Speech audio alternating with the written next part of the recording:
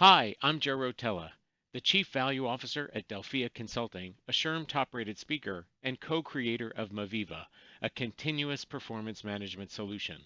And I'm eager to talk with you about a new way, a progressive way of driving success. But first, let's start with how we perceive performance management today. It all typically boils down to the annual performance review. And the problem is, managers hate them. Employees hate them. People respond with comments like, they just take up time and they distract from our mission. In fact, when you ask employees and managers both about a traditional performance review process, they use terms like fraudulent, bogus, dishonest. In fact, 60 to 90% of employees and managers say they dislike a traditional performance evaluation process. You know the kind I'm talking about, where we start, say, at the beginning of the year and set some goals, come back 6 months later and review them, and then at the end of the year do a formal performance evaluation. Samuel Colbert has a whole book about this called Get Rid of the Performance Review. The problem is, even though we know it doesn't work, we know managers don't like them, we know employees don't like them, 90% of organizations still follow that process. So I'd like to take you back to 2005. An article in Inc. magazine, Performance Reviews Are Dead. Here's what you should do instead. Back then, 88% of U.S. companies surveyed said they planned to rethink their annual performance review system. And by the end of 2015, at least 30 of the Fortune 500 had ditched performance reviews altogether. And there were good reasons for that. Number one, traditional annual cycles are artificial. Businesses don't have traditional annual cycles any longer. So tying a performance review to an annual calendar is artificial and it doesn't reflect the need for real-time adjustments. Secondly, the competitive environment requires agility, which can be inconsistent with annual goal setting and holding a performance review at the same time year after year. Managers report that they hate conducting reviews and don't see the value for the person being reviewed either. So who has the time? Increasingly, workplaces are team oriented, so a focus on individual performance may be inaccurate.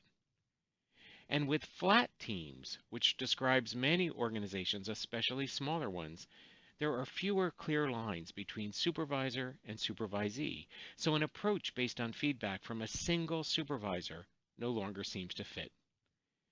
And lastly, the output of an annual review, often a numeric or single word rating, simply feels wrong if the goal of the whole process is to motivate change in an employee's future performance. Hang on though, because even the Harvard Business Review said let's not kill performance evaluations yet. A Harvard Review business article shared their experience at Facebook, where 87% of the employees expressed their preference for performance ratings. The surprising results illustrate that many employees prefer an annual review despite how uncomfortable they are because of the sense that the known is better than the unknown. People want to know where they stand, and performance evaluations can offer transparency. They help employees understand how their contributions are seen in the organization, and they make it easier for the organization to effectively recognize and reward top performance. Here's the deal. I really don't think it has to be one way or the other. Strictly speaking, continuous performance management says you throw out the annual review and replace it with continuing coaching and feedback. The other approach is that we stick with a formal review process that's typically top down and it's so infrequent that it may not inspire employees to change behavior. I think you can have the best of both worlds. Continuous performance management and an artifact that sums up a review period. Think back. Remember how it worked in school? You probably set some individual goals. It might have been to get straight A's, get a 4.0. Maybe it was to avoid summer school. For me, I went to an engineering college, and although I wanted to study computer science, I still had to do physics and chemistry. My goal was to pass physics and chemistry. You probably set some near-term objectives. Maybe it was to get a B plus one particular quarter or ace this midterm. For me, it was one particular chem lab where we had to produce mint, the flavoring mint. And I was so hopeful that mine came out smelling and tasting like mint. You had regular check ins. When you were really young, it was parent teacher conferences. Maybe in college, it was between you and the TA or the professor. And you had real time feedback. In fact, today there are online tools for viewing assignments and grades and getting reminders. At the end of the year, you got a report card, and it really was no surprise because you knew how you were doing all along. So, why did we throw this out when we entered the workplace? And suddenly, we went from short term goals and near term objectives and regular check ins and then an artifact at the end of the year to just doing goal setting, review 6 months later, come back the end of the year, and document it. What happened? Well, the process we did in school is really continuous performance management. It's a process that takes place throughout any period of time, but let's use a year for an example, on an ongoing basis. You set near term goals, and typically those goals are aimed or at supporting bigger picture goals. They might be development goals or organizational goals. You have regular check ins on those goals and coaching to increase the probability that the end result meets the desired expectations. You evaluate performance over a period of time in a written artifact. So this all starts by setting goals. So let's work our way around the circle, talk about setting goals, check-ins, evaluating, and then the artifact. The key with goal setting is you have to do it in a collaborative environment. The team member and the manager have to sit down together to work through their goals. Don't go for buy-in. Buy-in never works. You know, that's where you pitch something and people sit like this when they're hearing it. You want to work towards agreement and understanding from the start. Now, I'm sure you've heard about SMART goals. They have to be specific, measurable, attainable, relevant, and time-bound. And in fact, the Society for Human Resources has extended this and made it smarter goals. They've added an ER at the end for evaluated and revised. Now, most folks know what specific means, right? It's concrete, it's actionable. Measurable, that usually gets tough. Attainable, of course, you want a goal that someone can actually achieve. It can't be too easy because that's not motivating, and it can't be too hard because that's not motivating. It should be relevant. In other words, how does it relate to a bigger picture goal? And of course, it needs a deadline. But I want to focus on the measurable part because that's where most folks get stuck. Measurements help you know you're making progress. And progress measures allow for course corrections along the way. Measurable goals give you concrete evidence that you've completed the task. I think there are three types of measures. Milestones. Check it off the list. And in fact, psychologists know that there are a lot of personality types out there that love lists. In fact, some people will break a list down into really small items so they have more things to check off. They'll even add items to a list, knowing those items are already done, just so they can check some things off. Then you have metrics. These are things you can count. And I bet you have systems in place today that count what matters to you. Maybe you have a CRM system that counts number of opportunities. Of course, your accounting system is going to have all kinds of metrics. ERP systems are loaded with metrics, metrics that matter. And then the last type of measurement would be a habit. This is a behavior that's repeated consistently over time. How long kind of varies anywhere from 30 to 90 days, and how often you have to get it right, usually about 80% varies a little bit. So what do I want you to take away from setting goals? They need to be specific. They need to be measurable via milestones or metrics, perhaps habits. Attainable, relevant, support some bigger picture goal, and time-bound. Now we get to the check-in part of continuous performance management. So check-in is where we're going to touch base with someone on a fairly frequent basis. It could be even weekly to see how things are going. Now I listen to managers sometimes talk with their direct reports. And I hear, so how's it going? What's going on? What's up? Okay, well, sounds pretty good. That doesn't work. The goal of a check-in is to get a big picture understanding of the status of each goal. Where is it now? What's happening next? And is there anything hindering your progress? Now remember, this is an interactive conversation. I encourage you, if you're in that management seat, to be curious and to actively listen. Resist the temptation to jump in too early and critique what's going on or offer a solution. Just think about it if you ever have talked to a child about what they did at school today. How's school today? Great. What'd you do? Nothing. You didn't do anything? Nope. You didn't do anything in Mrs. Winter's class? Colored? What'd you color? Airplanes. So you colored pictures of airplanes. How did it go? Not so good. Have you ever had that kind of conversation where you have to kind of tease the information out? That's what you need to do here. Just don't accept the initial answer or jump right in and fix it. Be curious and listen. And I want you to listen for 4 specific things. Is the person on the right track? Remember, you've got a vision. I like to think of it as an island we're all headed to. Listen, are they on track to hit that island, or have they kind of veered off course a little bit? Is their performance up to expectations? Are they stuck? Are there any obstacles to them making progress? The reason you're listening for these 4 things is because I think these are places where you can actively coach. Alice Johnson from MIT has done a ton of research on coaching, and I really like her breakdown into the 4 main dimensions of coaching. Providing directions. This is where they're kind of off course and you need to kind of knock them back on course a little bit. Improving performance. Improving performance is where you're really trying to get somebody to think in a different way and say, "Oh, I could do this better." Right? I could change how I'm approaching this and maybe get better results.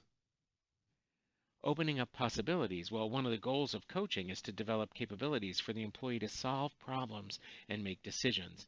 This is done by asking the right questions, challenging the employee's thinking, offering new options, maybe supplying additional information that expands the employee's understanding, or providing a new interpretation to a situation. Coaching empowers the employee to be part of the decision-making process. And removing obstacles. In some cases, the coach may take an active role in paving the way for the employee by confronting, when necessary, those people who are obstacles to the employee's progress, or providing additional resources if necessary. Maybe it's time, maybe it's training, maybe it's help. At other times, the coach serves as a sounding board for the employee as he or she develops his or her own strategy for overcoming the obstacle. So we've talked a little bit about setting goals. We've talked a little about check-ins. Let's talk about evaluation. And here, there's kind of a new mindset. We're changing from feedback to feed forward. Feedback usually involves visualizing a past event. Feed forward focuses on positive change in selected behaviors. This was created by research from David Rock, who coined the term neuroleadership. And he showed that when we receive a rating or an appraisal or talk about an event in the past, our brain shifts into a fear or flight mode. This shift, which takes place whenever we're threatened, immediately takes us out of the mode to learn or create, making us defensive. So the actual act of executing a performance appraisal itself reduces performance. When organizations embrace this forward-looking, future-focused approach, employees have something to look forward to. They plan ahead for. They're excited about it. There's a sense of purpose in what they're doing. So this really isn't a change, right? We're talking still about how do we get better performance in the future. It's just how you word it. It's just that little shift in mindset. It's something you have to tweak, and it takes practice to focus on what do we want to do going forward versus critiquing what was done in the past. That's continuous performance management. Setting goals, check in, and evaluate, and you keep going around and around that circle. But hey, I'm in HR, and I like documentation. I believe we need an artifact. We need something that documents a period of time. for a formal record, especially if we end up in a litigious situation? Well, that's the performance review. And I think this review should be a formal recap of what's been happening all along, just like in school. The key to success is that you had clear expectations right from the get-go. It starts with a job description and competencies, that you set and track measurable goals, you provide routine coaching, and you document all the feedback you give along the way. If during that artifact, that formal recap, anyone is surprised, it's the process that failed. Let's talk a little bit more about that artifact. I think there are potentially 5 major areas you can cover in the artifact in the performance review document. It starts with talking about someone's job, and that all comes back to what was their job description. It talks about the competencies you expect, and those competencies should be evidenced by the goals they were working on. So we don't pull a competency rating out of thin air. We're able to say, okay, we were looking to see if you made good business decisions. You had the opportunity to do that when you worked on these 2 or 3 goals. Did you exhibit the ability to make good business decisions? We might even have behavioral indicators we can use to decide how strong they are at making business decisions. Of course, then there's the goals themselves. They were mutually established, they were clearly communicated, and we had very clear measures, checklists, or numbers that we could use to see if you did the job. And then there are your contributions. This is where you assisted someone else in achieving their goal. You didn't own the goal, but you were there to help someone. And then, of course, we have your organizational values, again, as evidenced by your goals. The nice part about this is that continuous feedback boosts employee engagement. Employee engagement is not the same as job satisfaction.